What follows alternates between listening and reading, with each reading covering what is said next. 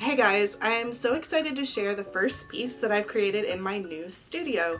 It is this dado weaving, which is called Mother Interrupted, and you will see why. So each knot represents a moment that I stepped away from the loom to tend to my 2-year-old son.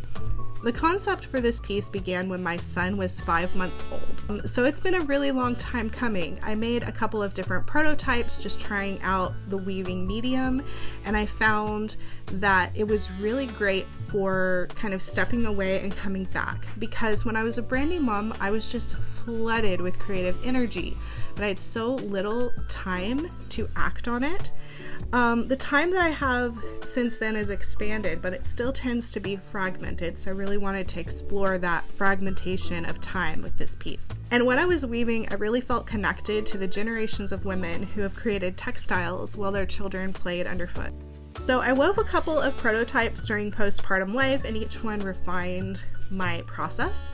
I started with smaller, thinner fibers, and it's really hard to make progress, so that kind of moved me along to this bigger, chunkier yarn and moved toward this monochromatic palette that highlights the texture. My son was 22 months when I started this weaving, and it was finished just before his 2nd birthday.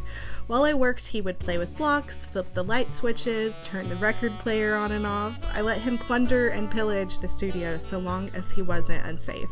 So each time I stepped away from the loom, I would add a knot, or 2 or 3, as interruptions tended to cluster.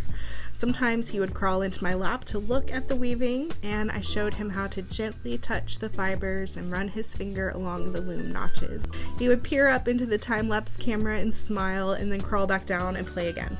This cycle would repeat several times, usually for no longer than 20 or 30 minutes, and then he would be hungry and we'd have to go inside for a snack. I really love this type of process because it makes the interruptions part of the work, and therefore they cease to be frustrating. So I'm kind of thinking moving forward from here, I'll probably have a piece that I am working on, whether it's documenting the interruptions or not, like something that is interruption friendly that I can work on in the afternoons when David is out here in the studio with me, and then have another piece or another type of work, especially my writing, that I do in the morning when I have some quiet time out here by myself. So that's kind of where I'm at. If you'd like to see more of me here on YouTube, you can hit subscribe, or you can follow me over on Instagram at Sarah D. Schatz. Big thanks to all of my patrons who support my work and allow me to take the time to document the process, invest in my gear, and add little extras like music to the videos. I'll see you next time.